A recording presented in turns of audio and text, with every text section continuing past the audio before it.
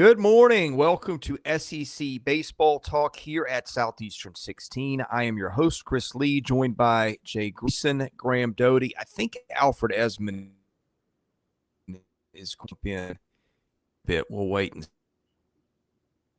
see. He was actually at the Georgia State game yesterday, which was an adventure. But in any case, we're going to preview the weekend of SEC baseball.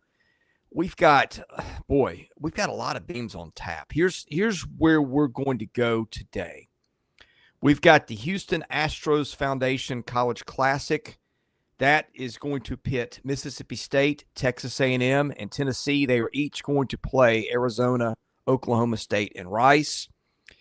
Speaking of classics, we've got several more of those. LSU is going to Frisco, Texas, to face Kansas State, Nebraska, Sam Houston State. You're going to have Vanderbilt is going to the Southern California College Baseball Classic. That is going to put the Commodores in true road games at UCLA and Southern Cal, and a neutral site game with Connecticut. Texas is going to Las Vegas for the Las Vegas Classic, where it will take on Washington, Texas Tech, and Illinois.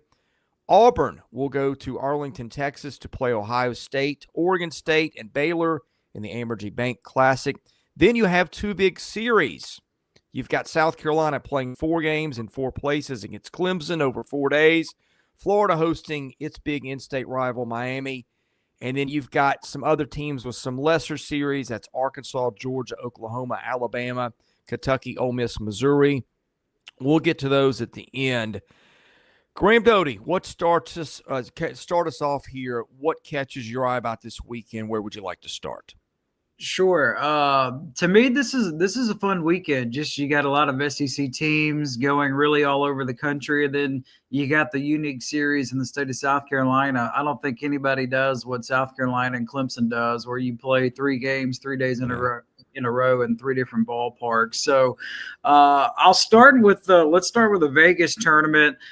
Just because Texas leaving the state of Texas for the first time, going out to Vegas. This is a relatively new tournament, by the way, and the one in Vegas. So whatever the AAA team out there is, that's where the games will be played at the Las Vegas ballpark. Just to step up in competition from last weekend. You remember Texas opened the weekend.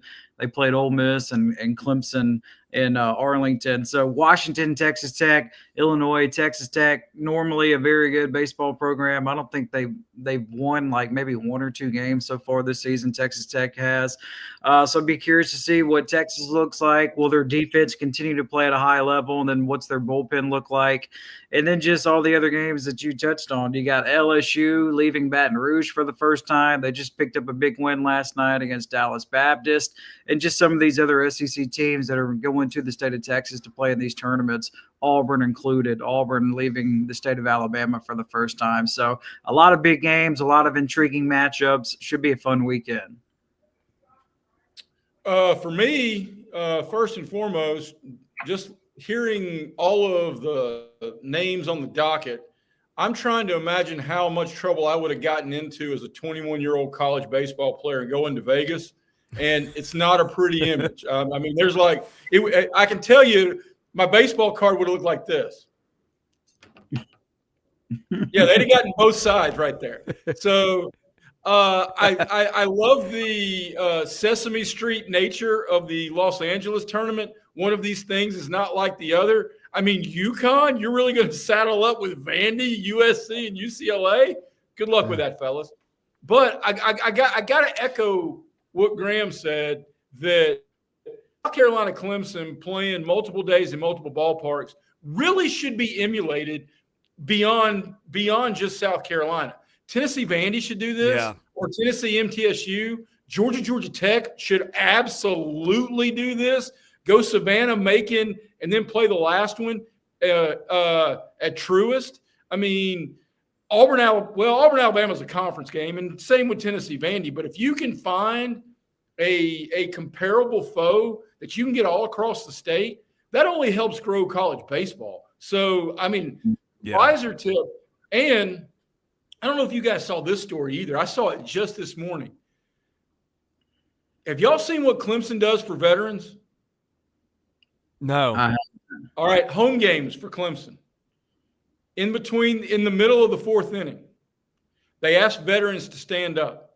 They play Lee Greenwood, God bless the USA. And the entire team, players and coaches, come out of the dugout and shake hands with the veterans. I mean, hey, it's Nice. it's hair-raising stuff on the arm, man. The videos of it online I saw this morning, wicked cool. So visor tip to Clemson. But that's a game that those two teams, I mean, I don't know. If you're talking non-conference baseball rivalries, that's about as good as it gets. Yeah. Yeah. Eric Bakich is a class act. I've known him a little bit. So I guess I can't say I'm surprised there, but that is really cool. All right, let's start here. We'll give some predictions, I guess. Mississippi State, A&M, Tennessee are going to Houston.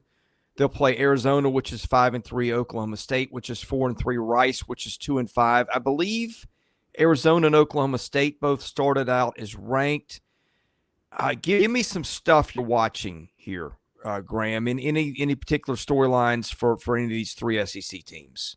Sure. Yeah. Well, remember, Arizona also opened up the season in Arlington, and it was a rough weekend. I don't think they ended up winning a game back in week one. What am I looking for? I'll touch on Mississippi State first. How do they look offensively? They've been pretty top heavy towards the top of that lineup. Really only two guys have been able to pave the way offensively. Will it be more balanced? Will the two guys continue to stay hot? And then also their pitching has been lights out so far. Pico Kuhn has been really, really, really good to start the season for Mississippi State. So will that kind of stay the same? So look, and remember, it's been a kind of a tough couple of weeks here for Mississippi State. You know, they dropped one to Southern Miss and then lost to Troy as well. So they're leaving the state of Mississippi for the first time. So how does that look when they hit the road? So I'm definitely going to be keeping an eye on Mississippi State and just what they look like when they hit the road for the first time. Again, they got Rice, Arizona, and Oklahoma State. Oklahoma State, really good season a year ago. Coach Holliday's been – did we lose Chris again? We lost Chris again. But no, I love your assessment, especially about Mississippi State. So do you think there's any type of hangover from A&M from the bad news and the bad luck? I feel like everybody's going to be eyes say. glued. You good?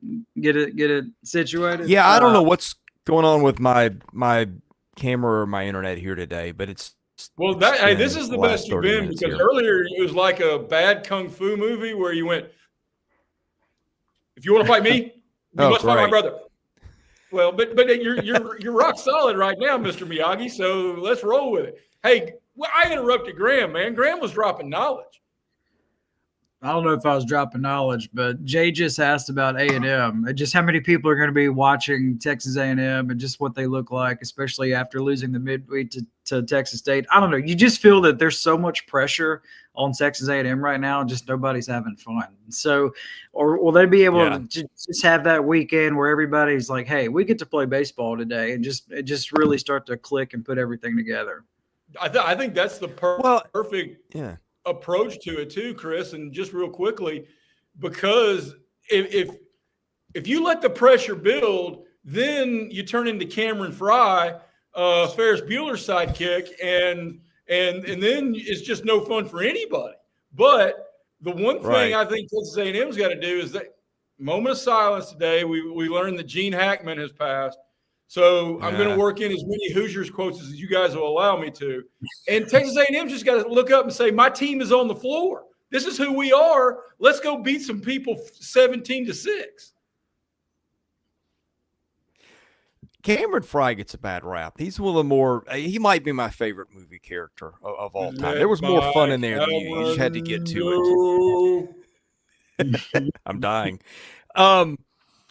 But, hey, here's – seriously, I do wonder a little bit with A&M, like, new coaching staff, are they changing hitting approaches, anything like that? I don't know. I never really dug into that because I didn't think about it. But when they're struggling a little bit early, you wonder. That team's too talented to stay down for long, I think. Mississippi State, I think, a big weekend for them. I just have some concerns about them, the overall pitching depth and the lineup depth. I think they're solid.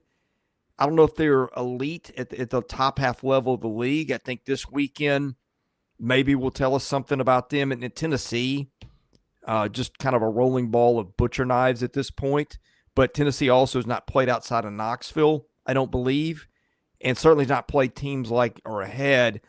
Rice at this point sort of an afterthought in college baseball. If we'd been doing the show 20 years ago, Rice might have been the preeminent program in the country, but times change. Arizona, Oklahoma State, both good teams, maybe a little bit of a slow start. Give me outcomes for each of these three teams. How's it look at the end of the weekend, guys? And I'll start. I think Tennessee rolls this group. I mean, and it wouldn't shock me if the SEC goes 8-1 in the 9 games, to be quite honest. And I think one thing that is going to be real intriguing to me is to see how Tony Vitello starts to settle into patterns. Because we've talked the last couple of days this week, when you've got 14 guys you can trust to send up to the plate and you've got confidence in, you've only got 9 spots in the order. So he's going to have to start culling that down because baseball is a game about habits and routine. And if you know you're hitting in the 2-hole or the 6-hole or whatever else, you get comfortable living up to that. And it's on Tony V to put Tennessee in the best position to be comfortable going into SEC play. So as that kind of filters itself out, I expect Tennessee to continue to just mash mediocre to above average pitching. And I think they're going to see some of that from the Arizona, Oklahoma State, and the Rices of the world. And you're 100% right. There was a day and time that Rice was on the short list of best programs in the country. And they are about to run into a buzzsaw. Yeah. I think Tennessee What will other, win. What are you going to say, Graham? Looks like we lost me. I was just saying, I agree with you. I think Tennessee will have another big weekend.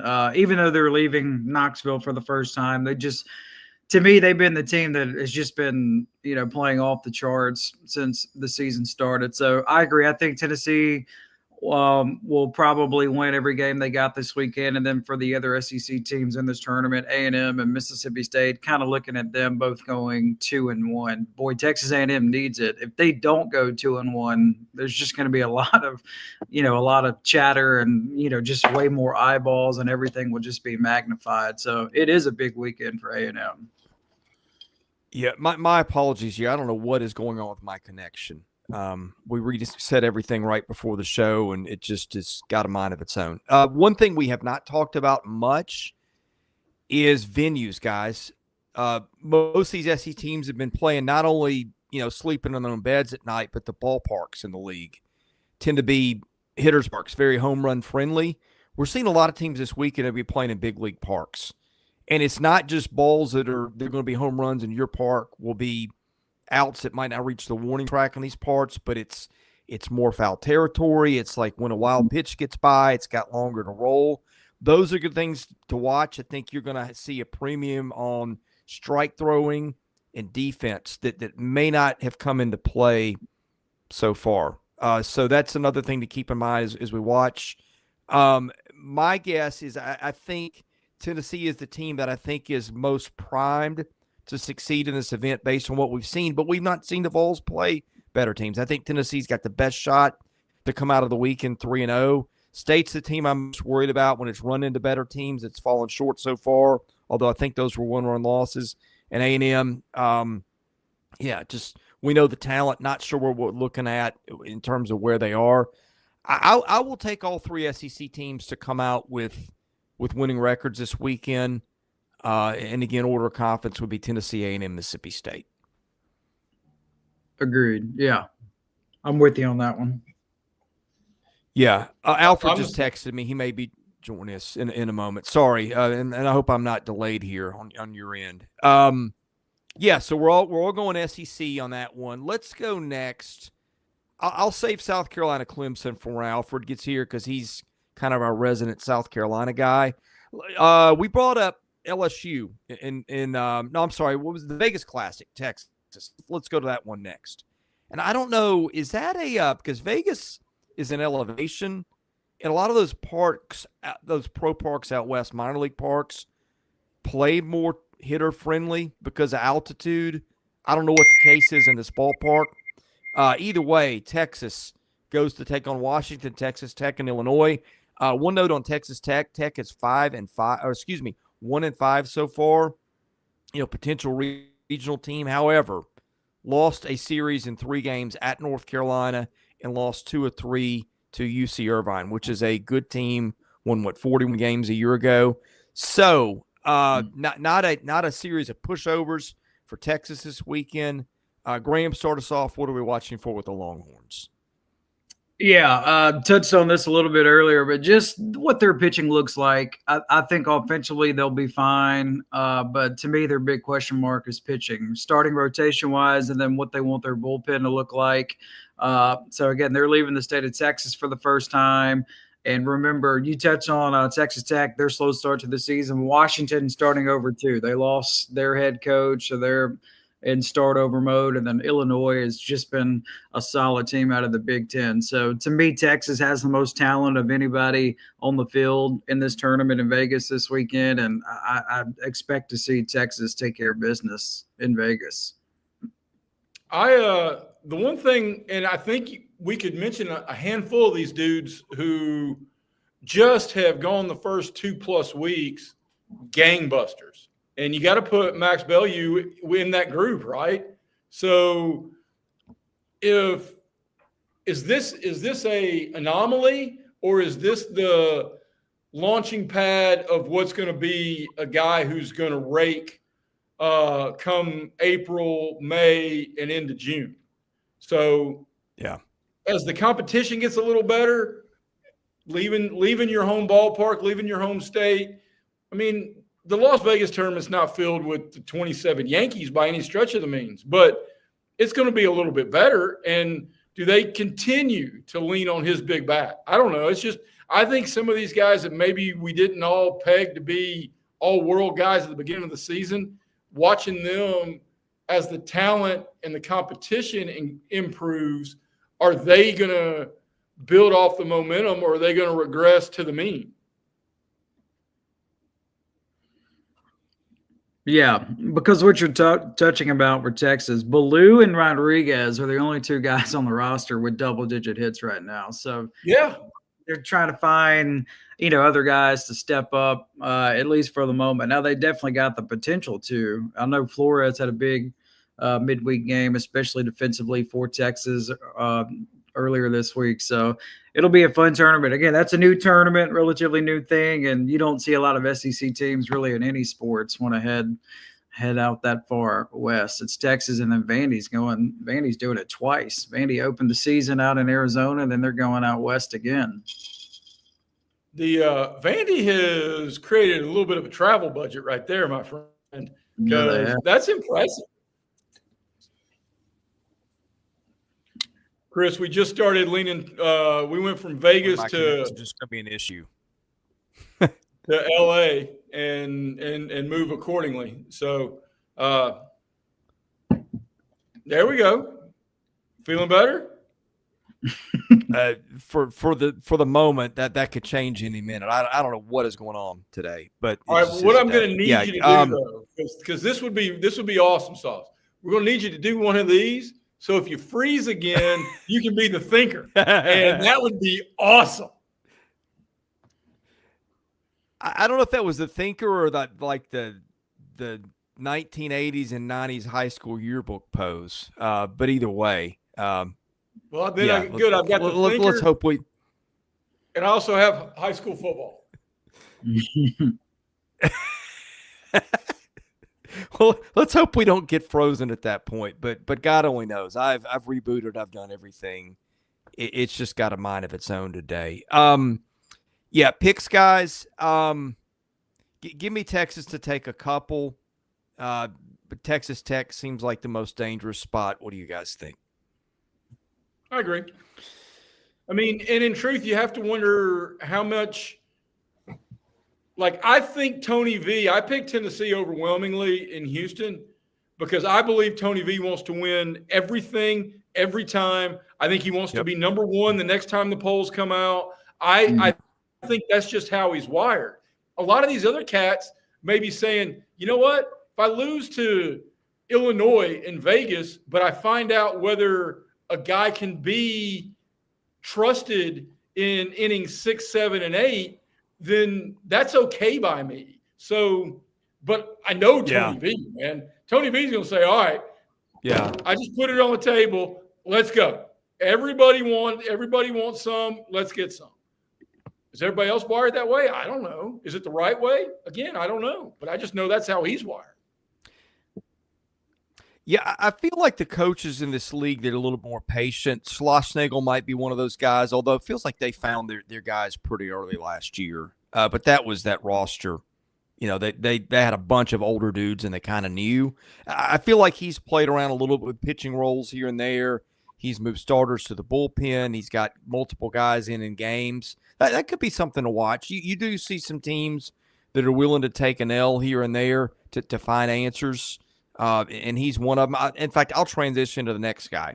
Tim Corbin's the same way. You've seen Vanderbilt use a bunch of lineups. They go to the Southern California College Baseball Classic this weekend.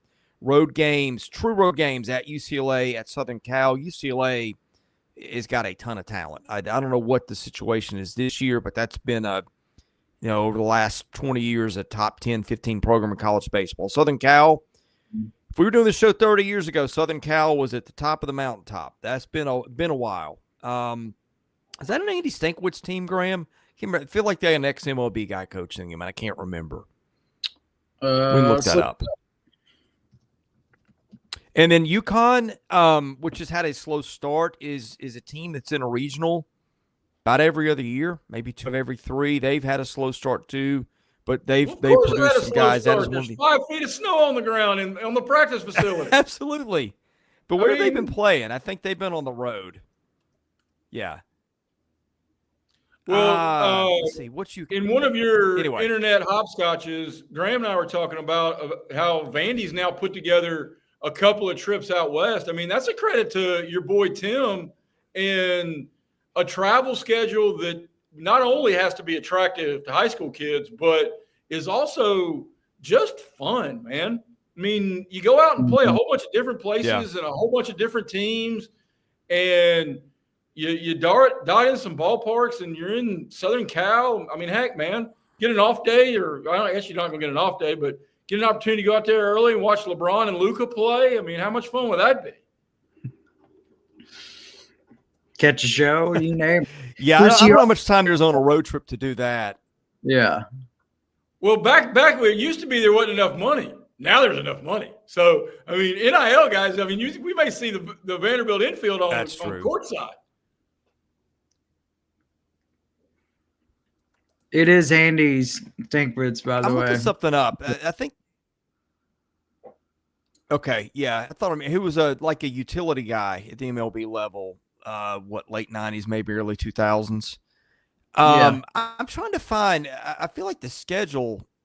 I've got some different takes on the order of that here. I thought they were opening with UCLA. This Warren Nolan's got them opening with Southern Cal. Either way, I like Vandy to come out with a couple of weekends. 3 seems like a big ask. They're still sorting through some pitching issues with Chris McIlvain. That's an issue. I feel like Vandy's poised. They've been playing well enough to come out of this with a couple of wins. But again, not a gimme series, guys. What are your thoughts here? I think this is the toughest field of the ones we've referenced. And, I mean, UCLA and USC should be great in everything. Period, end of conversation. They're in LA. They've got huge budgets.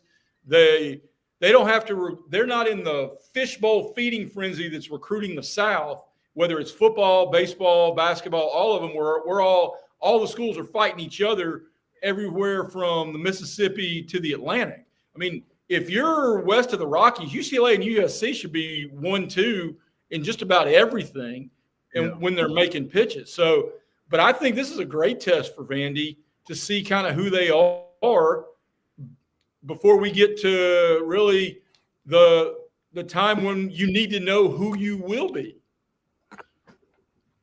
Yeah, I agree. Yeah. Props again to Vandy for going out west a couple times here, and I think they'll pick up a couple wins this weekend. And I'll tell you this, that RJ Austin, that guy can be on my team all day, every day. I really like the way that he plays, and that dude can fly around the bases too.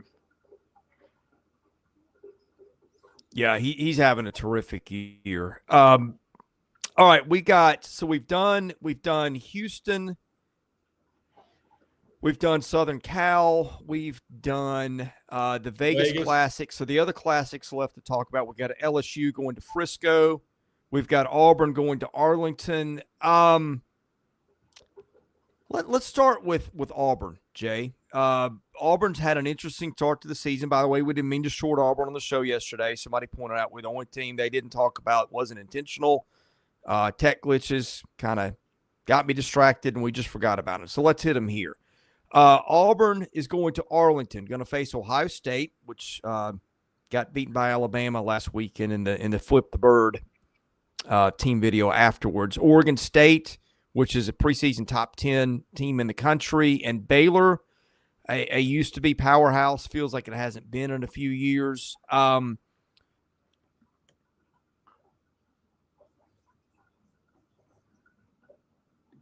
younger guys have fit in. Can you guys still hear me? Can now. Yes. Well, by the way, I'm sorry to people that are watching us the first time. Our connection has been a disaster today. It is not usually like this. I do apologize. We try much harder to put a better product on than we're doing at the moment, but some things are beyond our control. Anyway, Jay, start us off with storylines that you're watching for Butch Thompson and Auburn this weekend. Well, a couple things actually. I think in the non-conference, basketball is very much a fair comp, not necessarily just for Auburn. I'm talking about across the league when you talk about this much talent.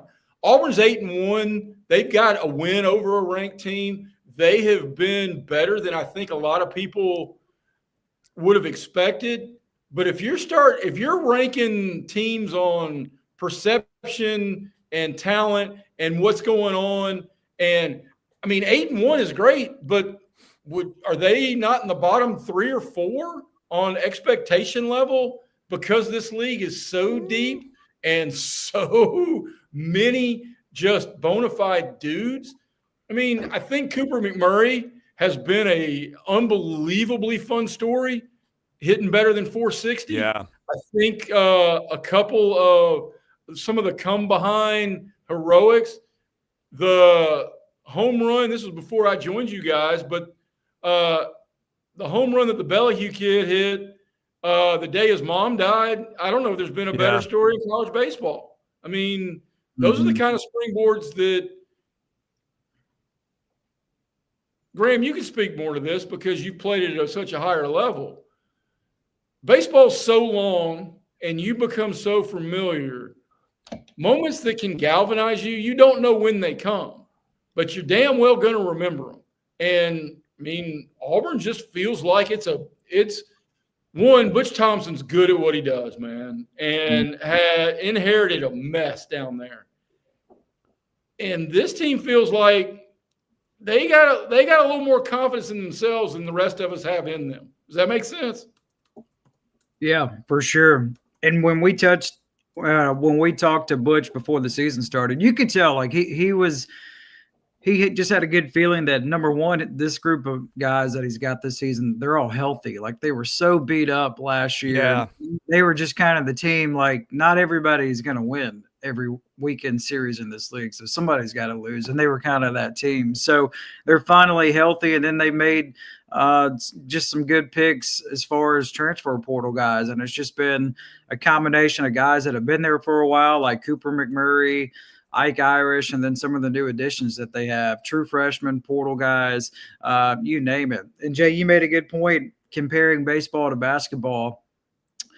You're going to see these SEC teams that play in these tournaments compete at a high level and have a lot of success. Why? Well, it's because the SEC is way more invested in college baseball than a lot of these other conferences are. And so it's going to be a trickle-down effect to where what you're seeing in basketball, where you're going to have like at least 12 teams, potentially maybe more, make the NCAA tournament basketball-wise, you're going to see that on the baseball field as well, just because this is a league and conference that really cares about it. And then I think there's a gap, and I think the ACC is probably number 2 as far as like everybody invested in what college baseball and what the product on the field looks like. Yeah, Jay, to your question about Auburn, about expectations, I think I had Auburn 9th in my preseason power rankings, and it wasn't necessarily because, okay, all these guys did this last year and they're going to produce at this level, because if you did that, you'd rank Auburn lower.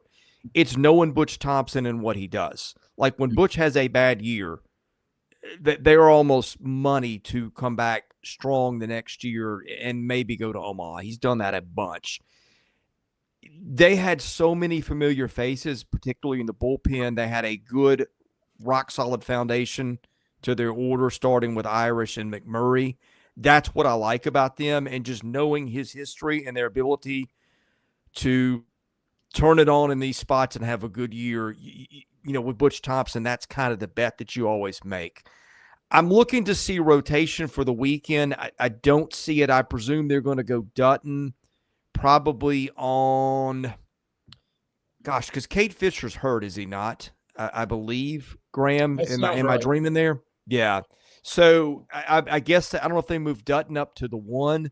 I was a little surprised with Sam Dutton. He pitched 5 2/3 last week. He was a short relief guy mostly for LSU last year. Just didn't know that he had that in him, but clearly he does and pitched well. I think they might go Jackson Sanders maybe over the weekend, who's one of their star freshman recruits. And let's not forget, Butch Thompson, I'm pretty sure, told us this was the best class of freshmen he'd signed. And on paper, he's got some dudes on both sides, on both the hitting and the pitching side. We could see Sanders. I don't know if we'll see Christian Chatterton this weekend. I guess that's my question, is what's the pitching plan? Also, Derek Fabian, another note there. That kid's really had a little bit of a breakout year early. Let's just go into picks. I'm going to give Auburn I'm going to give them coming out of the weekend winning. I think the Oregon State game would be the hardest ask, particularly depends on what you're pitching that day. What are y'all's thoughts? How does Auburn come out of the weekend? Well, I think that's a fair assessment. And honestly, I think if you're Butch Thompson, we talk about guys trying to match up. Whoever you think is your best starter, I think you hold them for Oregon State to see how he reacts in that stage. And I got to believe, especially if Cade can't go, it's going to be Dutton. And since they canceled Yellowstone, he's had more time to work on his game. Wait for it. It's coming. Hey, that was one of my favorites. I do agree with you. I think they're going to go 2-1. Just Auburn off to a good start. They're ranked again this week for the first time in a while. Obviously, the biggest competition is Oregon State. So that'll be a fun game to watch in Arlington. So that'll be the Saturday game for the Tigers. You know, the other thing they could do is they could run an opener out there on Friday. Just a Cam Tilley, somebody like that. Just see what you get. See if you can go 2 or 3 and then hand it off to the next guy, and then restart with Dutton in game 2, which I think is where he started last weekend. You could judge. Sometimes coaches look for reasons to justify things, like we don't want to take a guy out of his spot. We don't want to send a message that we're demoting our 2 to our 3. So if you go stick to your routine and throw Dutton in the 2 hole, that would seem to make a lot of sense. Maybe you just go TBD on Friday night, assuming Kate Fisher's out. I'm not reporting it. I'm just guessing that he is after last week. So it'll be interesting to watch the pitching sequence for Auburn. All right, Alfred said he's going to join us in just a minute. I'm going to hold the Clemson, South Carolina, and the Florida-Miami series for him because those are 2 programs that he's covered and seen in person a lot. So with that, the last classic on the schedule that we have not discussed, LSU going to Frisco, faces Kansas State, which gave Arkansas fits last weekend, Nebraska, which has given Vanderbilt its only loss, and Sam Houston State, which is one of those good mid-majors that ends up a 4 in a regional a good bit of the time. Graham, start us off here. What are you looking for out of the Tigers this weekend? To me, I want to see when they utilize William Smith. Like, what does that look like? Like, will this be like his first big appearance where he's in a game with high stakes? He's pitched a couple times in these midweeks and has dominated, but the level of competition hasn't really been there. I want to see him in a ballpark like this against teams like this and just what that looks like. And then offensively, they've just been able to tear the cover off the baseball so far.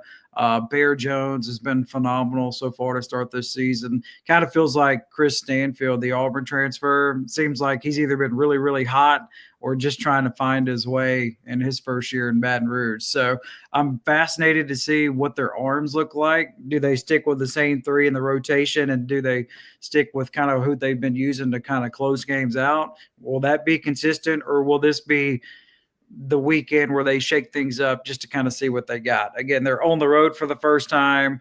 They played Dallas Baptist yesterday, and you can tell Jay Johnson's just fired up and excited, not only for this weekend, but all of these games this week. So it'll be a big weekend for LSU. And if they kind of perform like we think they can, it's going to be a big weekend for the Tigers. I think it's going to be a big year for the Tigers. I think there's a lot to like. I mean, we know that they are much better at the plate than Arkansas, but they've been pitching like Arkansas. So, I mean, if you're going to combine those two things and be the third best hitting team and the second best pitching in this league, you're going to be a load for everybody. So, good field, good opportunity. If there's one question mark that I would ask about this LSU team, I mean, when they get into the conference play, are they going to have enough power to keep up in the 11-9s, 8-7 slugfest that can develop come Saturday and Sunday?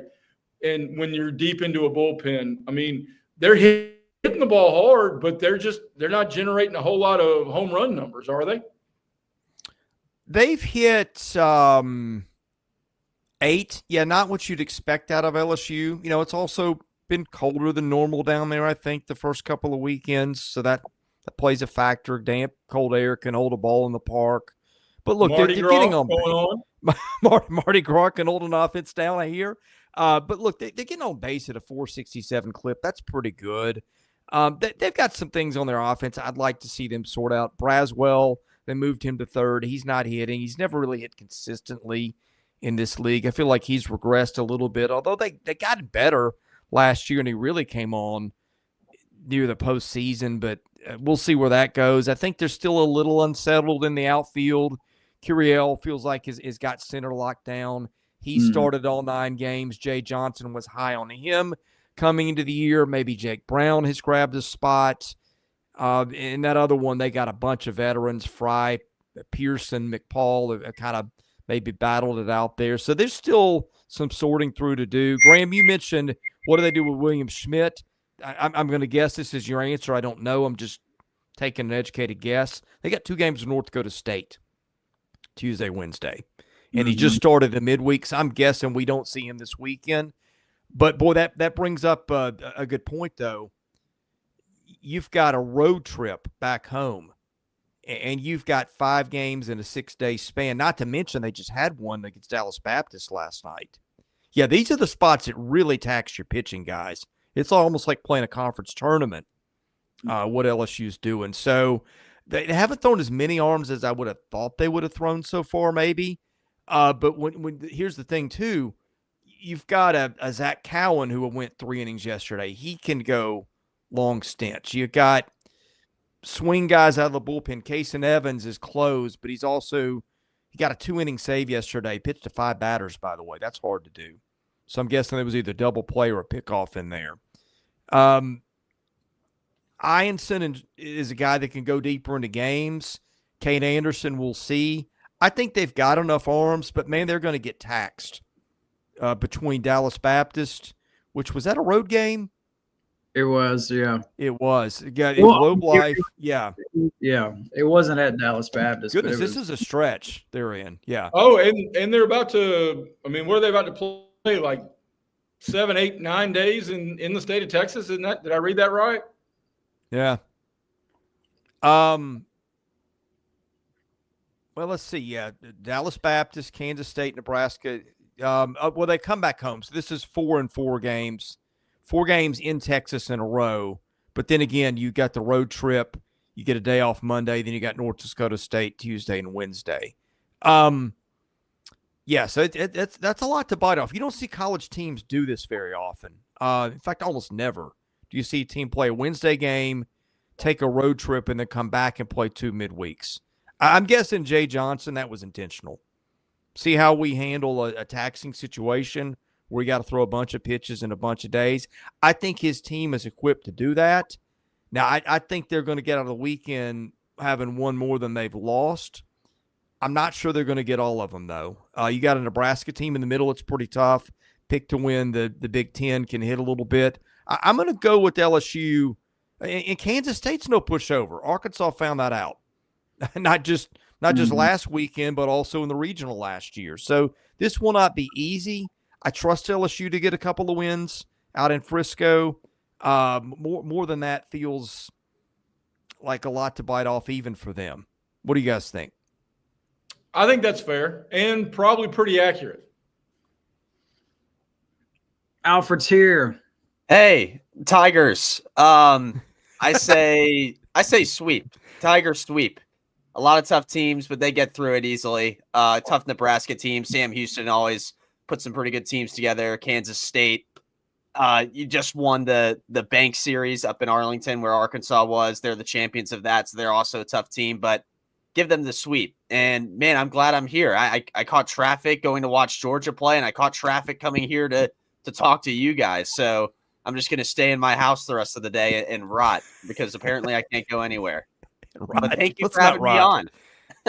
Well, you know what I like about you? You're like the cat where you just drop them upside down. They land on their feet. We just dropped you into this, and you landed and went right into a prediction with right. No hesitation. Right. That's LSU great. Tigers sweep. When in doubt, right?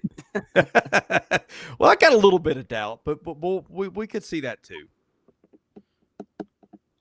Graham and Jay, we got picks from you guys yet?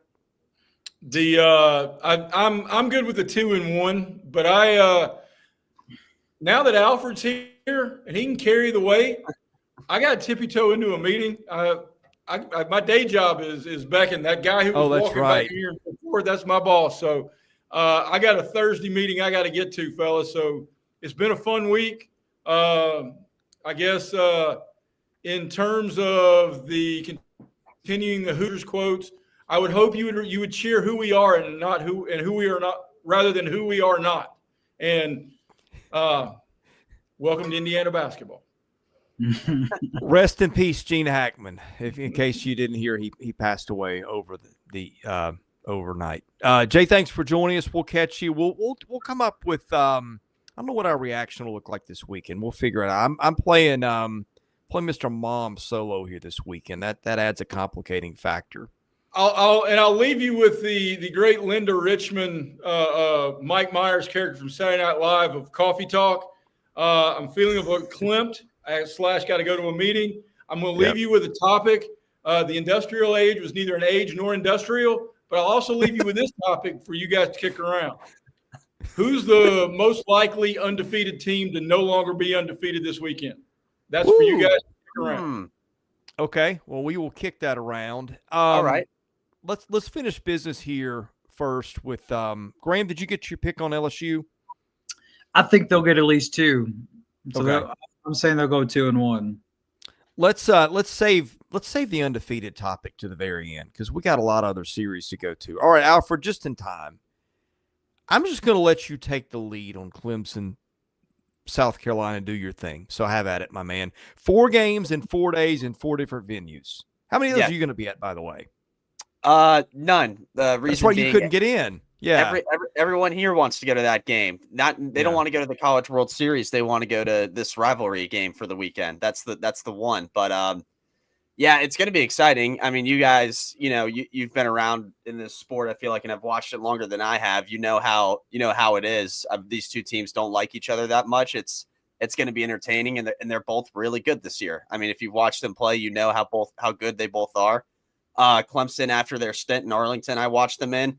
They've taken care of business against mid-majors, defeated VCU, North Carolina A&T, and they just run-ruled Winthrop this week. So they're feeling good. Eric Bakich has that club playing nicely heading into this rivalry game. I'm already looking at quotes he has talking about Paul Maneri. I don't know if you guys have seen that yet, saying, I haven't met him, but obviously we're not going to be friends going into this weekend. So the tone is set. The tone is set. And I mean, with South Carolina, I understand they haven't played anybody, but they're undefeated. They're undefeated and have taken care of everyone they have played. I've been super impressed. The offense really came alive these past two games as well. I mean, you saw the home run hitting they had during the midweek this week. I think it's just going to come down to, honestly, better starting pitching. I think that's what it's going to be, because what the lineups are capable of. The one thing I'll say historically wise for any South Carolina Clemson people, I won't rule them out, any of those guys watching, is South Carolina's better on neutral field. So, the Greenville game that favors South Carolina maybe, but Clemson has had their fair share of this team recently. I know they swept in 2 games last season. One was canceled for some reason or another, but we'll see. I think prediction wise, I really see it going neutral field South Carolina and then home fields each team. I think that's the way it'll end up. I think if South Carolina can win the majority of these games this weekend, that's going to be huge for this team. I think it's going to be just about what starting pitching can step up more. And we know the South Carolina rotation at this point is, McCoy, Becker, and then SQ in reverse order of what I said, but that's the rotation. And we'll see if those 3 can step up and do their thing. So super excited, but I think starting pitching is the name of the game between these two clubs. So you got South Carolina winning this series. Mm-hmm. Boy, what a statement that would be for Paul Marineri season to take it against Clemson. I don't know. I'm gonna, this particular series, I'm gonna lean with Clemson, just because they've already played in these tournaments type setup with high level competition. So they've already dipped their toe in the water, so to speak. So this is really South Carolina. This is their really first big opportunity this season. So I'm curious to see how they handle it. They're going to be fired up. They're going to be ready to play, but I do think Clemson just has a little bit more firepower. But it's going to be a fun series to watch. And just like we've touched on throughout the show, it's so unique. And it would be cool if more teams did this in different states. You played 3 different games in 3 different ballparks in 3 consecutive days. So I think it'll favor Clemson this weekend, but definitely want to watch it. Excited to see what South Carolina looks like. Yeah, we've got interesting drama here just on top of the general rivalry. You had 2 guys, I think Alfred may mention this, transfer over from Clemson that are regular parts of the Gamecock lineup: Nathan Hall, Nolan Naraki. Here's the problem with picking a series win for either. It's a 4-game series, right? So if you're going to win the series, you either got to have a rain out somewhere or you're winning at 4-0 or 3-1. That seems like a big ask for either one. And if one team does it, I'm probably more bullish on Clemson right now. And here's the spot. Like, man, I wish they had Eli Jersenbeck, guys. I really would like to see that, because if he's your one with what you've been getting from Becker and McCoy, I don't know. This may fall apart when they play real teams, but they've been really good so far. Escu's a guy that can give them a start or pitcher also, or he can give them long relief. You got Jarvis Evans back there, the Georgia transfer, who's got some talent. But I think that losing Jersenbeck really changes the complexion of what this team is. I'm going to go split. We're going to take 2 games each. If I have to go one way, I'm probably going Clemson with Jersenbeck being done for the year. But that's what we'll call it on that one. All right, last big series of the weekend, Florida and Miami. This one going to be in Gainesville. Alfred, let's set the table for that one, please. Yeah, Florida, if you guys watched last night, kind of escaped with a North Florida win. They won on that walk-off wild pitch to just kind of get out of there and get their mind right for this one. As big as Clemson, South Carolina is, this one is arguably just as big. And if it's not, it's right there near it. So I think the key is looking at Miami. I obviously have not watched a lot of Miami this year. I know they have Daniel Cuvier, who is a very, very good baseball player. I think he was D1 Baseball picked him first team All-American in the preseason. So that's someone Kevin O'Sullivan's going to have circled on that Miami lineup heading into this series. Other things too, that they've had a good start. Now that I pulled their page up, they've had a good start to the year, 8-1 this season. Their one loss came against Florida Atlantic. So kind of a weird thing where one of the smaller teams in the state wants to get one against a big Florida team. But besides that, they've kind of taken care of business. Florida's definitely the best team, they've played. That should be pretty obvious. But to me, if you get Florida playing like they can at their best, and maybe not how they played against North Florida, or even Stetson, where they kind of like let Stetson in that game still a little. If you get Florida before this past midweek, I think the Gators can handle business pretty soundly against the Hurricanes. I don't know how you guys feel about that. Miami, Miami's opponents so far this season. Florida Gulf Coast the midweek, Princeton, Niagara, and then Florida Atlantic during a midweek. So no one obviously to Florida's level. Prediction. I'll just go ahead and do my prediction right now.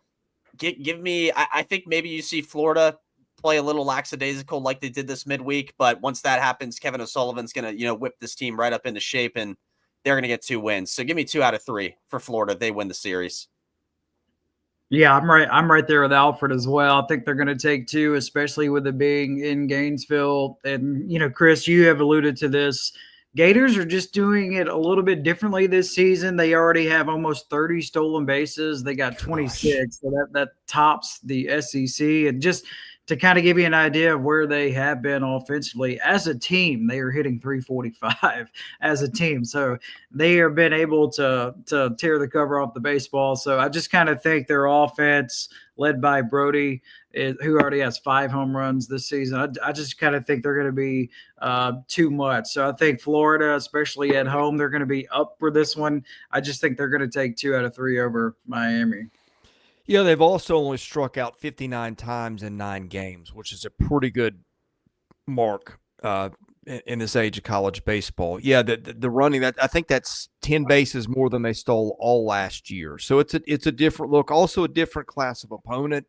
Miami's kind of an under-the-radar 8-1. Obviously, we know there's a ton of talent in that state.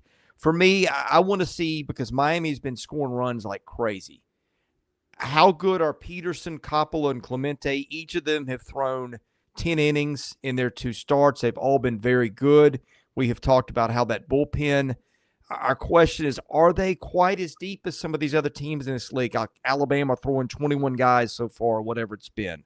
The number of arms Florida's thrown so far, I would have to fact check it, but I think they might have thrown the fewest amount of pitchers in the league so far. Now, do they have some guys that can cover some innings in there? Absolutely. Luke McNeely, Billy Barlow. So it may not be that big of a thing, but this is the kind of weekend where your pitching depth can get tested. I will take Florida to win. A sweep feels aggressive in this spot in a rivalry series, but give me the Gators 2 out of 3. Okay, gentlemen, we have covered, and for anybody that is listening to this late, and if you do watch this on the replay, we had some technical glitches earlier that affected the broadcast quality, but we hope we don't let that ruin the experience. We have covered Mississippi State, A&M, Tennessee, and the Houston Astros Foundation College Classic. We've covered the South Carolina Clemson, the Florida-Miami series. We've covered LSU and the Frisco Classic, Vanderbilt and the Southern California College Baseball Classic, Texas and Las Vegas, and Auburn in the Amergy Bank Classic in Arlington. That leaves us with this, gentlemen. We've got Arkansas hosting Charlotte, Georgia hosting Florida Gulf Coast, Oklahoma hosting CSUN, which is Cal State Northridge, Alabama putting its unbeaten record on the line against North Dakota State. And again, we need to answer the question, who's going to stay unbeaten this weekend? Who's going to take a loss somewhere? We'll get to that at the end of the program. Kentucky is going to host Hofstra, its first home series of the year. Ole Miss has got Wright State. Missouri's got Evansville. Alfred, I'm going to throw it to you to pick a series that we'll talk about here and hit some talking points. By the way, we're not going to spend 10 minutes unpacking any of these series. They'll probably be quick hitters. I'm going to bet you're going to want to talk about Georgia since you're actually in the yard for them in Georgia State. If you want to do that, take it. If not, if you want to go somewhere else, you're free to do that as well. Yeah, I'll do that. I think that's fair. So with Georgia, I don't know if it was the intimacy of the ballpark, maybe, but they were really impressive. You know what I mean? And I say that because I obviously went to Arlington too and saw some really good teams, and maybe it was the fact that the Georgia State's baseball complex isn't huge, but regardless, Georgia looked really good. I mean, I saw Trey Phelps homered, Slade Alford homered. The bullpen, guys, is as advertised. I know it's not LSU or Arkansas pitching level good. It's good. It's really good. Everyone they threw out there did their job, and they did not get a good start out of Zach Harris. But man, everyone Brian Curley, great, closed the game great again. Justin Bird was great. You had Davis Chastain, who was really good. Just names on top of names, and they just kept coming. And for a while, they did not. It took until Justin Bird's outing, and I think the 7th or 8th inning, to give up another hit after their 3-run inning in the second. So there was that stretch in the middle where they did not give up a hit to Georgia State. So it really stood out to me. Looking at their opponent this weekend, Florida Gulf Coast, 4-4. No one really just explosive, I think, to play after a midweek like that. They have 4 games. I know they have the doubleheader on Saturday that they have to play. I'm going to go ahead after what I saw. I'm going to say Georgia gets the sweep. I mean, we saw them do it against UIC. There's no telling that they can't do that again this weekend as well. I think the starting pitching has to be good, and that's something Wes Johnson pointed out after the midweek when I talked to him. But it's a midweek. I mean, the starting pitching during that is a little different than your weekend starters. So, regardless, I'm going to pick Georgia to sweep because we saw that last weekend, and you had a midweek where your bullpen was really good, and you got your star powers hitting for power. So your star players hitting for power. So when you get those two things, good things tend to happen. Again, Georgia sweeps in 4 games over Florida Gulf Coast. Of that group that you said, I'm going to keep an eye on Alabama. They got North Dakota State's at home. So if you're North Dakota State, their next 5 games are against an SEC opponent, Alabama, and then LSU in the midweek. What am I looking out for? Just do they stay hot, especially offensively? Remember, Justin LeBron has been playing out of his mind, 2 home runs and an inning. Will they stay consistent offensively? And then, again, it just seems that they're trying to figure out their bullpen situation and who they want in what particular role. So do they stay hot? And then Ole Miss at home against Wright State, first 3-game home series at Swayze Field for the Rebels this season. Just some of their newcomers played really well in the midweek win against Southern Miss. Do they get more opportunities? Will they get some starts like Owen Pano, who just hit his first career home run? And then just some of their other true freshmen, and then the transfer outfielders who have been hot, Sanford and Mormon. So what does it look like for Ole Miss? They got Wright State at home. Again, Wright State playing their second SEC series this weekend. So of the group that Chris said, those are kind of the 2 series that I want to keep an eye on and watch just to see how it shakes out. Alfred, good call on Georgia there. I'd not noticed that they play a doubleheader Saturday. Mm-hmm. So it is a 4-game series. You said that at first. Warren Nolan did not have that down like that, but you're correct. Since you were did they mention, is that going to be 2 9 innings or 2 7s on Saturdays? Do we know? I did not hear anything. I didn't hear Jeff Dantzler say anything about it either when I listened to their broadcast briefly while I was sitting down there. So that I'm not sure. Yeah. Wait, if there's Georgia fans watching, let us know or check. Florida Gulf Coast, I believe the alma mater of the greatest current pitcher in Major League Baseball. That's Chris Sale. Might be a little biased on that. But anyway, it is a program, point being that they produce some talent. So we have that. Also, they lost a couple out of the chute to Fairfield. First weekends can be pretty crazy. lost 1 to Indiana State, went and took 3 from Stony Brook last weekend. Stony Brook is typically a pretty good low major team. Don't know what they've got this year. And then got clobbered by Miami in the midweek. I'll take Georgia probably 3-1. This is a team that hadn't always clicked on all cylinders all year. That's a lot to ask, although, boy, they got the pitching depth to cover. I don't think I'd want to face Georgia in a 4-game series. So I'll take Georgia to win. Sweep, don't know about. Let's see. You touched on Ole Miss Wright State. Is there anything we've not touched on yet? I think we've hit pretty much everybody. We just got to answer Jay's question. Yeah, we'll do that. Did we talk Arkansas, Charlotte? I don't think we did. I don't you guys know did it before me. Yeah, I don't think there's much to say there. I mean, Arkansas, that just feels like a situation where they're overmatched somebody. We don't know about Gage Wood, though, do we? I presume he's out this weekend. I would not expect him to play. Yeah, that's what I would don't say. think I don't think it's going to matter. Let me just to make sure I'm not missing anything. Let me look up what Charlotte's done. That's not a like a powerhouse baseball program, generally speaking. Kennedy Jones from South Carolina did go there for a couple of years. And I think Tennessee get someone from Charlotte a couple of years ago. Am I imagining that? They played them in a regional. Okay, maybe that's what it is. Okay, yeah, I was thinking they got a transfer from there too. They played them in a regional. They beat Northeastern, who's pretty good. So there's that. Yeah, Northeastern was a team. What was it? Northeastern had an insane winning streak at one point of the season a couple of years back. Yeah, Arkansas, I think we want to see the offense come around a little bit more. Again, I continue to maintain it's a better offense than we've seen. It's been cold. You got new parts. They took, let's see, Charlotte lost a series to Old Dominion, which is a team that's 2-5 this year, been in the region a little bit. Yeah, I mean, come on, who are we kidding you? We're not taking Arkansas to lose that one. Unless Sam you guys Smith. are. Andrew Lindsay. That's who I thought. Yeah, I thought they had somebody from Charlotte. There you go. Who was their opener for Tennessee last year? Was the opener at the end of the season? They switched some things around there. He was the Friday night opener or starter that year. That I do know. Okay. Yeah. Point is, Charlotte does occasionally produce some ball players. Not enough of them to take down Arkansas and Fayetteville. Did we talk Oklahoma CSUN? That's another undefeated team. You got to deal with the Witherspoons on the weekend. The lineup has been a little bit of a pleasant surprise. Let's see what we're looking at with CSUN. 2-4 so far. Games have come.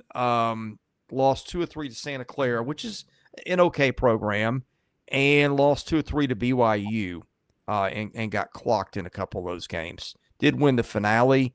I mean, the Sooners, can they stay unbeaten? That's a storyline this weekend. I'll take OU to win the series, though. Same. I just think too much talent. They're just going to overwhelm them. We mentioned Alabama, North Dakota State. North Dakota State taking on all comers early, feels like. They're going to LSU after this. In case you missed it, although they played one more game than Tennessee, Alabama's now scored more runs than the Vols have this year, which I don't think we would have had on the radar of things. We were talking about heading into week 3. I'll take Alabama to continue its winning ways, and I think that's where you guys landed too. Yes. I'll take them as well. Yeah. Yeah. Sooner Cowboys points out almost gave up a 5-0 game in the 8th. Got to play better than yesterday. Hey, look, it's baseball. Everybody has their lapses. Super impressed with what Skip Johnson has done so far in Norman. We didn't talk Kentucky Hofstra. First time Kentucky, not first time Kentucky's playing at home, because they played Evansville earlier in the week and won that one, 24-3-7. So it's not the home opener, but it is the first home series. We saw Hofstra take it on the chin from Tennessee. I think Hofstra won last weekend. Sam will let us know. I think he pointed that out earlier. But anyway, Cole Hage, a guy that's a name to know, guys. I want to see where they settle with their pitching with Ethan Walker and some of those guys. Nick McKay has been money out of the gate as we thought he might be. I'll take Kentucky in this spot over Hofstra, probably a sweep. I'll go sweep as well. Devin Burks and Tyler Bell. They've played really well the past few games too. Can they keep it up? Yeah. Yeah, sweep for the Wildcats. Can they stay hot offensively, scoring the most runs in 11 years in the midweek? And will Hage stay hot at the plate as well for the Wildcats? Graham, you mentioned Ole Miss Wright State. I don't think this is Tyler Black's Wright State outfit. Wright State is one of the mid-majors. It seems like they win. It's the Horizon, I believe they're in, right? I get the Correct. Horizon and the Summit mixed up. They win that league every stinking year. They are 3-3 so far. Swept Longwood 2-0 in the first weekend. Got lit up by Auburn last weekend. Scored 1 run in the first 2 games. Came back and lost game 3, 9-4, and then beat Miami in the midweek. Ole Miss has played very well against good competition. I think you know that Owen Pano started to get going a little bit. Who's their star freshman shortstop and maybe a future first rounder one day. We're all taking the Rebels in this, I believe. Mm-hmm. Yes. I'll go Ole Miss. And that leaves us with Missouri and Evansville. Evansville saw them a little bit against Kentucky. This is not the Evansville team that put a scare into Tennessee last year after going and winning Wake Forest Regional. Let me just fact check this to make sure I haven't missed anything on the Purple Aces, but I think this is a team that is struggling in its rebuild. In fact, Evansville is 1-6. And lost a 1-run game to Little Rock in there, lost a 1-run game to Lipscomb. Yeah, maybe not quite as bad as I thought. Midweek pitching can get you. So weekend reset. Oh, gosh, Missouri's got to play better, right? I mean, there are some parts there that I think the Pimentel injury really kind of wrecked what they wanted to do pitching-wise, but they got Pierre, they got Garrett Goldbeck, they got some pieces in their lineup. That's a tough place to hit. It's been early. I'll take Missouri to get right this weekend. A sweep feels like a lot to ask given how Missouri's played, but give me the Tigers this weekend. I'm gonna go that too. Name to keep an eye on because I don't know if people watch this team a lot. Brady Piccarelli had a really good midweek game. Keep an eye out for him this weekend. See if he can continue that. Give me Missouri as well. Don't know about a sweep, but I'll definitely give them the series win. Okay, to answer the question from earlier that Jay left us with, most likely teams to end the weekend unbeaten. Let's go most to least likely. Here are your teams. Alabama, 9-0, and it takes on a North Dakota State team that is 1-6. South Carolina, 9-0, 4 games against Clemson and 4 Parks. Florida, 9-0, 3 games against Miami in the Condren Family Ballpark down in Gainesville, Tennessee, as we noted, playing in the Houston Astros Foundation College Classic against Arizona, Oklahoma State, and Rice. And finally, Oklahoma is hosting CSUN. Those are your 5 unbeatens. Gentlemen, give me your rankings. Most likely to stay unbeaten of the 5, least likely, rank them 1 to 5. Alfred, we'll start with you. All right, I think I got mine already. Most likely, Alabama. North Dakota State is 1-6 this year. Seems like that's a pretty good spot for a sweep. Between everyone else, I think that's the best chance. Give me the Tide, most likely to stay undefeated. Number 2, Sooner Cowboys. You'll like this one. It's Oklahoma. Between the other competition the other teams face, I think CSUN. Sorry, blanked on me. CSUN is probably the easiest. Beyond just Alabama, who they play. So give me Oklahoma number 2. Your name is pretty conflicting, by the way, considering it's the Oklahoma State Cowboys. Yeah. I'll leave you with that. Number 3, give me. I'm gonna go Florida number 3. I do think South Carolina, Clemson. You know, I just maybe it's because I'm here in the state, but I do think there's a little more bashing heads there, leaving more room for them to lose quickly. But give me Florida 3. I think Florida will flex their muscles on Miami a bit, you know, because Miami has not played any competition close to Kevin O'Sullivan's team. So that's my 3rd. Fourth, I'm gonna go Tennessee. I'm gonna go Tennessee 4th. Look, they're arguably the best team heading into that classic in Houston. I don't know if you guys discussed that, but actually, I'm going to go ahead and say they are the best team, I think, right now heading into that classic, and they have a chance. They do have a slight chance. I know they play Oklahoma State and Arizona, who is playing better, but they do have a slight chance to get through that undefeated. Don't count them out yet to remain undefeated heading out of Houston. Just because of how intense this rivalry is, give me South Carolina. I said 2 out of 3 they win the series this weekend, but I think a loss is pretty imminent for them against this Eric Bakich team, at least one. I think it's a challenge going up against them. I just think the nature of this rivalry creates, a lot more room for a loss there. So they're the least likely. So again, Alabama, Oklahoma, Florida, Tennessee, then South Carolina, that order, most likely to least likely. My list is similar. I got your top 2 that you just touched on, Alabama and Oklahoma, just them being at home, just the level of competition. I think they will stay undefeated. And then mine's going to start differently. I got Tennessee. I think they will play at a high level, just like you said, Alfred. They are the best team in this tournament. So I kind of think the odds of them winning all 3 of their games are better than some of the other ones that are going to play. I think Florida would be next to me. I think they have a challenging task ahead of them. I do think they're going to win the series, but I do think that they're going to drop a game against Miami. And then South Carolina. I just think this is a tall task. It's a lot of travel. I think Clemson will win the series. So I think South Carolina will pick up their first losses of the season this weekend. Where do you put Oklahoma CSUN? Yeah, that was my number. That was my second least likely. Oh, sorry, I missed it. Yeah. Yeah.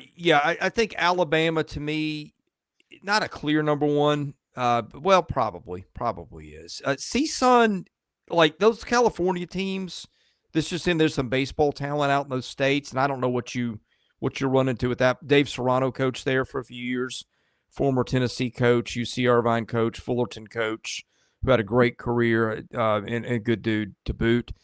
So yeah, I think I'd go Alabama most likely.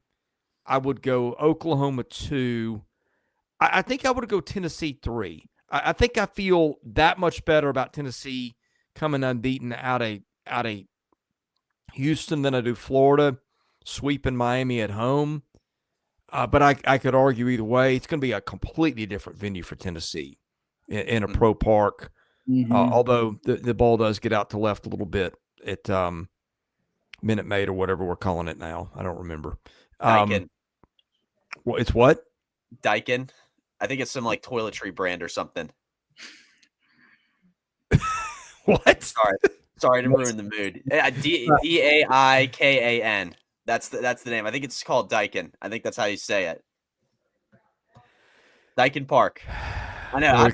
We can make some jokes there. You just bring the information. I get it. We're not on you. I'm disappointed too, Chris. That was my exact reaction the first time I heard it. Like, I just have to be the messenger. Don't kill the messenger. That's what they say. Don't kill the messenger here. I mean, would you rather sponsor lemonade or toilet products? To me, that's I'm gonna look up what the company does. That's kind of an easy one around my house. But anyway, everybody rolls differently. I would go. What's that? Pun intended. Pun intended. Or actually not. I didn't know what I was doing there. I lost my train of thought with my mind in the toilet. Who have we got left? You did Alabama, Oklahoma, Tennessee, and then I think you're deciding Florida, South Carolina. I'm going to go Florida. South Carolina, you got to beat Clemson 4 days in 4 places. I mean, just the 4-game nature makes it a lot harder. So to me, that the last 2 were pretty easy. In the first, the last one was easy. The first 2 were pretty easy. It was just what do you do with those other ones? But I mean, okay, life depends on it. How many teams come out of the weekend unbeaten? You don't have to tell me who they are. Just guess. Just how many? 2. I'm going 2. Wow, that's where I'm going to. Yeah. There we go. By the way, not toilets, ACs, HVACs. That's wrong. but a little bit of a miss there, Alfred. still pretty boring compared to orange juice. That I will say. Yeah, not as many jokes as toilets, but anyway. All right. Says it's not 4 days. 3 days. Clemson, Greenville, Columbia. Oh, I could have sworn I was reading Warren Nolan. I could have sworn they had 4 games in 4 days down. No, they usually they do the Clemson Columbia thing, and then the in between game is either Segra Field in Columbia or Floor Field in Greenville. It's one of the two. Okay. Well, my apologies. I was going off Warren Nolan, which is a place you can not only get RPI, but you can get schedules. Without having to Google every SEC. I would still go. I think I'd still put that one last, even with 3 games. But my apologies. We try to get it right here. I will. Next time I will consult the official South Carolina schedule rather than. And I don't mean to slam Warren Nolan. They've done a great service to college baseball fans with their RPI, which you can get updated usually within 5 to 10 minutes of games being over, which is phenomenal. Yeah. But anyway, it's still that still feels like sweeping Clemson feels like a task. A little easier in 3 than 4. But our apologies, we didn't mean to get that wrong. I would also go to. Let's see if there's anything in the chat we didn't get to. Caleb started this off. LSU looked good against quality opponent. Yeah, LSU, shout out to the Tigers for getting a big win over Dallas Baptist yesterday. Pitching was good again. Matt, our resident Kentucky guy, hadn't watched baseball yet. Matt, get with it, my man. Come on. What are we doing here? Jay is not related to Bobby Petrino. If he is, he hasn't told us. Bob says Auburn's pitching seems to be ahead of schedule. We'll see when the games get tougher, but we highlighted their pitching depth as a thing that we thought maybe people were sleeping on. What else have we got? Malik points out Florida's 9-0. Pretty good year for the Gators in the winter sports between basketball and baseball. And let's see. Deacon says people saying Auburn's offense is the most complete in Auburn history. We'll wait to see on that one. We like the way they start. If those some of your freshmen and sophomores step up, I mean, there's some talent there. Butch Thompson told us about that in preseason. And, Bink pointed out the thing that we missed early. It's a 3-game series and not 4. But again, we know how we arrived there. OU's toughest matchup will be Dallas Baptist. OU struggles with them. Well, this is seeing a lot of people struggle with Dallas Baptist. So, gentlemen, any parting thoughts on the way out here? I think this weekend, all these tournaments and the highest level of competition all the way around in the conference, week 3. Really good weekend. Super excited for a lot of games. I'm going to try to catch as much as I can just because there's a lot of teams at these neutral sites too. I don't know if you guys touched on Texas either, but they're in Vegas. Yeah. Yeah, they're in Vegas. So that's pretty weird and interesting and quirky. We'll see how they handle that. But there's others like that. I mean, Auburn's doing it. Tennessee, Mississippi State, Texas A&M are doing it. Super excited. A lot of baseball to watch. I can't wait. And bring back Minute Maid Park, please. That's my final thing. Absolutely. By the way, order of games in the Carolina Clemson series at Clemson Friday night, neutral site in Greenville. I guess that's what the Drive, I think, is the minor league team there. It is. That'll be the Saturday game, and then back home to Founders Park, which is a beautiful venue. If you've never been there, I've been there. It's been a minute, but like that place a lot. All right, we'll be back. We'll take the day off tomorrow just because we got to rest at some point. And then, well, I say that. I don't know if we'll do a live stream tomorrow night as some of the Friday night results roll in. In fact, we might do that. We'll talk amongst ourselves. Saturday's always difficult between basketball and keeping tabs on baseball. And then we may do a Sunday night recap. Worst comes to worst, we don't do any of that. We're back at it early Monday, but I have a feeling we'll live stream a time or two. So follow the Twitter account. We'll try to get that out there if we do. That's 16 Southeastern. Subscribe to the channel, enable your notifications so you know when we do that. For Alfred Ezman, Graham Doty, I'm your host, Chris Lee. You've been watching our baseball content here at Southeastern 16.